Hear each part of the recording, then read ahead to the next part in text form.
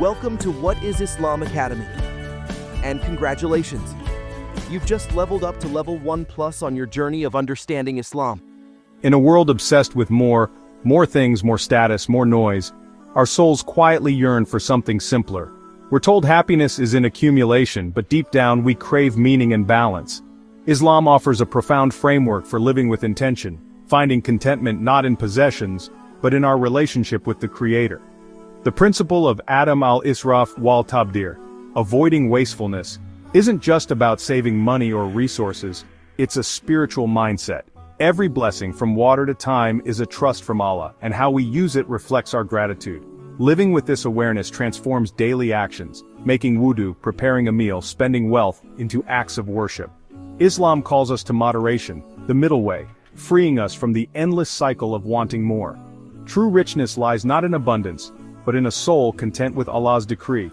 This teaching is a loving guide, inviting us to mindfulness, compassion, and stewardship.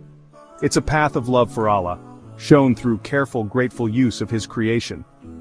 Let's remind ourselves, balance is liberation, not restriction. To walk the path of moderation, we must understand what to avoid.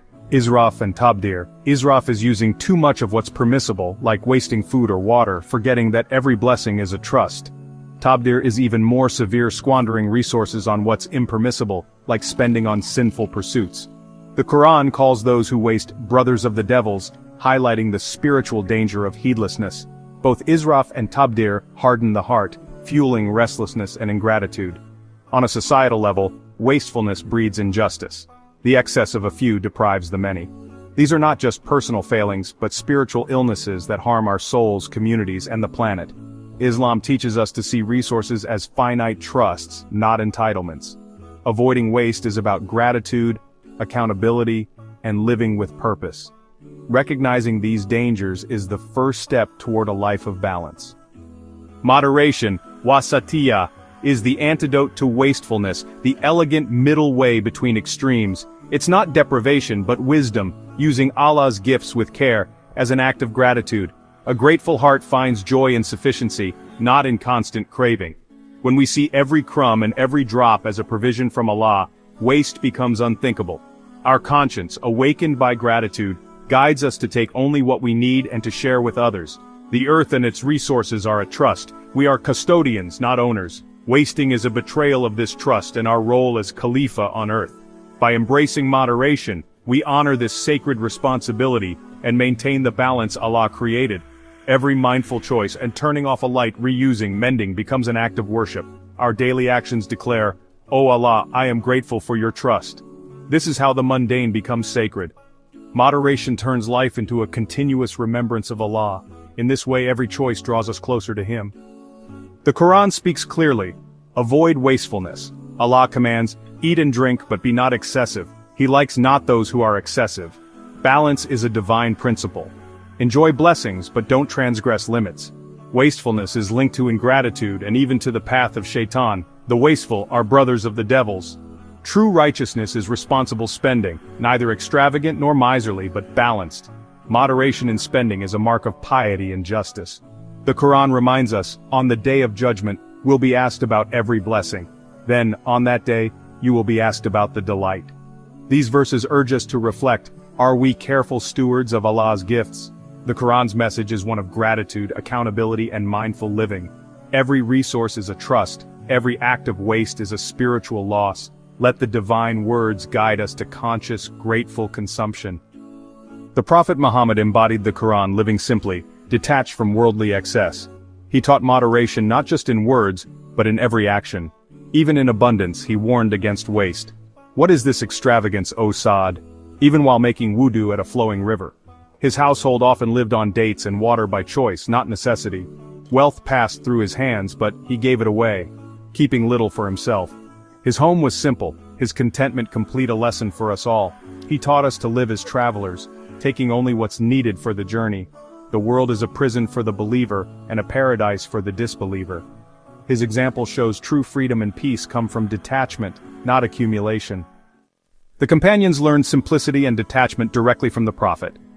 Abu Bakr, once a wealthy merchant, lived simply as caliph, taking only what he needed and returning public property before his death. Umar ibn al-Khattab, despite leading a prosperous era, wore patched clothes and slept on the mosque floor. He warned against luxury, fearing it would soften hearts and distract from purpose. Early Muslims saw wealth as a test and a tool for good, not a source of pride. They used wealth to support the poor and build a just society, never letting it possess their hearts. Their lives proved true strength is self-control, humility, and constant remembrance of the hereafter. Wealth was a trust, not a privilege. They showed that one can possess wealth without being possessed by it. Avoiding waste isn't abstract. It's a daily practice woven into our routines. It starts with a mindset shift, from mindless consumption to conscious stewardship. In the kitchen, plan meals, buy only what's needed, and get creative with leftovers. Teach children to respect food and say Alhamdulillah for every meal. Conserve water, turn off taps, take shorter showers, fix leaks, following the Prophet's example. Every drop saved is an act of gratitude and solidarity with those in need. Before buying, ask, do I need this? Is it the best use of Allah's trust?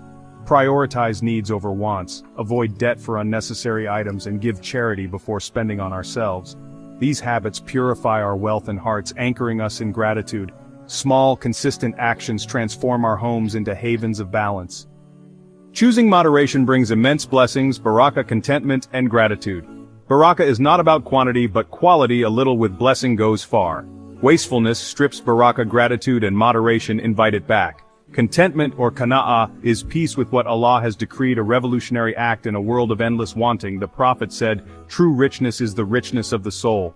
A content heart is free from anxiety and comparison. Every resource we conserve is a testament to our gratitude. Allah promises, if you are grateful, I will surely increase you in favor. This increase is not just material but in peace, purpose, and closeness to Him.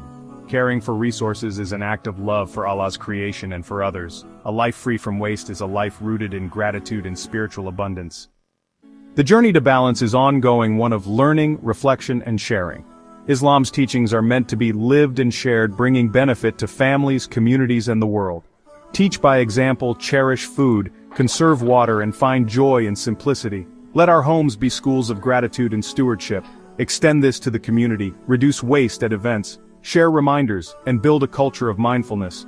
Collective action amplifies impact and strengthens our bonds.